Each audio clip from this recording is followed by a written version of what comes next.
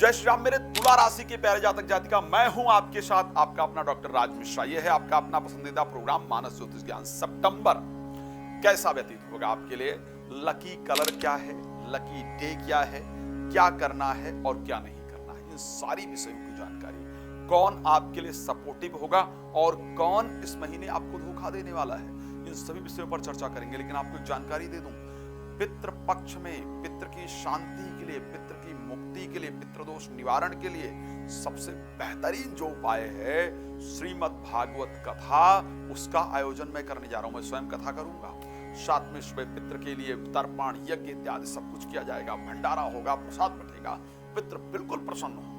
तो यदि आप भी चाहते हैं अपने पितरों की शांति, मुक्ति इत्यादि, तो आप मेरे साथ संपर्क कर सकते हैं। इस कार्यक्रम में आप भाग ले सकते हैं। स्वयं यदि भागवत कराना चाहते हैं, शिव पुराण या राम कथा कराना चाहते हैं, तो भी मेरे साथ संपर्क कर सकते हैं। मैं स्वयं आकर के आपके यहाँ इस कार्यक्रम को करता हूँ। आप देश में रहते हैं, विदेश में रहते हैं, कहीं पर भी। चलिए अब बात करते हैं भाई कि तुला राशि के लिए किसके इर्द गिर्द ये महीना घूमेगा। एक तो बड़ी इंपॉर्टेंट चीज है कि राशि स्वामी शुक्र जो है वो नीचस्थ होंगे स्टार्टिंग में, और नीचस्थ होकर के 12th हाउस में केतु के साथ गोचर करेंगे। देखो स्टार्टिंग जो इस मंथ का है, सबसे पहले अगर मैं 2-3 दिन की बात करता हूं, शुरुआत के 2-3 दिन की बात करता हूं, और स्पेशली मैं आर्थिक परिस्थिति को, सबसे पहले मैं बाकी चीजों पर ना जाऊं, आर्थिक परिस्थिति को लेकर के बात करूं, तो स्टार्टिंग ऑफ मंथ जो है करीब 3 दिन का जो समय शुरुआत का है, ये आपको आर्थिक लाभ निश्चित रूप से देने वाला होगा। मैं बता रहा हूं, इसको नोट करके रख लीजिए।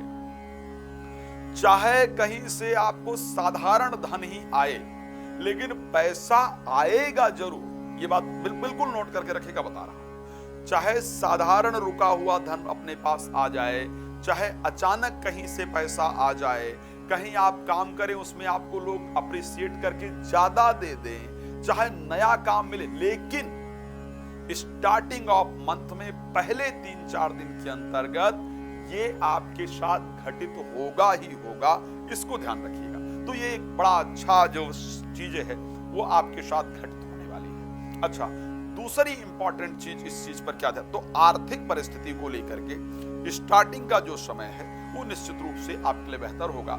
और स्टार्टिंग ही क्या, 16 तारीख तक अगर मैं आर्थिक परिस्थिति की बात करूं तो 16 तारीख तक धन को लेकर के परिस्थिति बेहतर है। सबसे इंपॉर्टेंट चीज स्वास्थ्य रहता है। 16 के बाद धन की परिस्थिति पर ध्यान देना है। कहीं भी शेयर मार्केट में बिल्कुल पैसा न लगाइएगा 16 के बाद। 16 के बाद नुकसान ही होगा।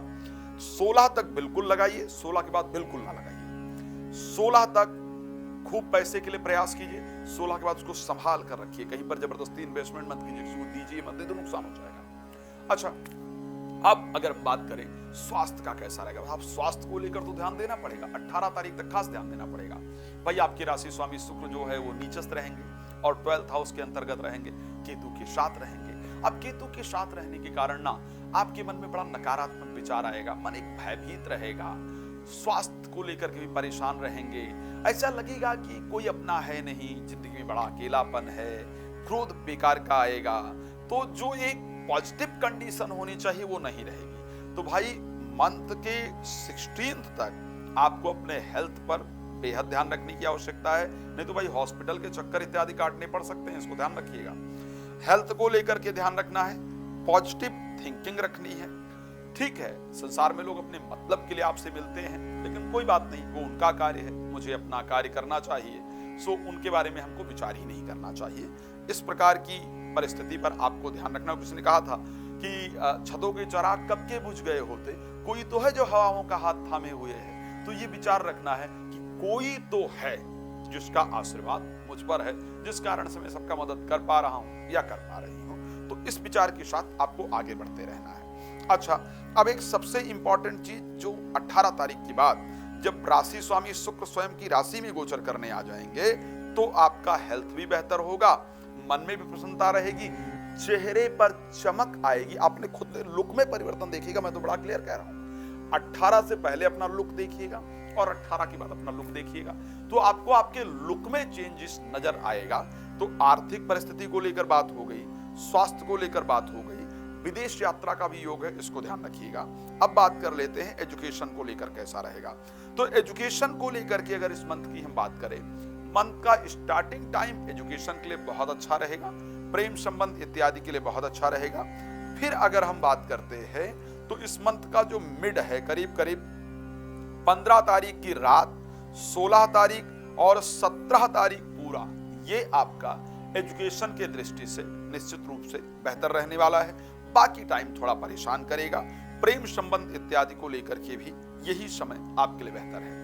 अब नौकरी में परिवर्तन या नौकरी में सावधानी किस दिन रखनी है, तो एक बात ध्यान रखिएगा, नौकरी में सैलरी वृद्धि, प्रमोशन या नई नौकरी के लिए अगर अप्लाई करना है तो एक बात ध्यान रखेंगे, स्टार्टिंग से लेकर के 1 तारीख, 2 तारीख, 3 तारीख और 4 तारीख को सुबह 9:56 प्रयास कीजिएगा। इस समय तक नौकरी के लिए, व्यापार की वृद्धि के लिए किया गया प्रयास आपका जरूर सफल होगा। लेकिन ध्यान रखें, 4 तारीख 10 बजे के बाद, 5 तारीख, 6 तारीख और स्पेशली 6 तारीख के रात को 11:01 तक, इस समय पर किसी भी प्रकार से नौकरी के लिए प्रयास करना आपके लिए खतरनाक होगा। इस समय बॉस इत्यादि से भी सावधानी से बात करना है। व्यापार के लिए कोई नए चीजों की अप्लाई, कोई नए कार्य को आपको नहीं करना, इसमें नुकसान का योग है। खैर, ये बहुत सारा विषय है जिसको डिटेल में चर्चा करने की आवश्यकता है, लेकिन आप जानते हैं कि समय कम होता है, छोटी वीडियो आपको देना होता है, आप भी लंबी वीडियो नहीं देख पाएंगे। सो इसलिए रात को 9 बजे, दोपहर को 12 बजे लाइव आता हूँ। लाइव वीडियो फ्री होता है। पहले बाद में बात करना चाहते हूँ, कॉल अपॉइंटमेंट लेकर बात करना होता है, वो चार्जेबल होता है, तो बात कर सकते हैं। कोई कथा इत्यादि कराना चाहते हैं, पितृ शांति कराना चाहते हैं, तो आप मेरे साथ संपर्क कर सकते हैं। भगवान आपका जीवन सुख समृद्धियों से परिपूर्ण रखें, इसी शुभकामना के साथ जय श्री राम। बहुत धन्यवाद।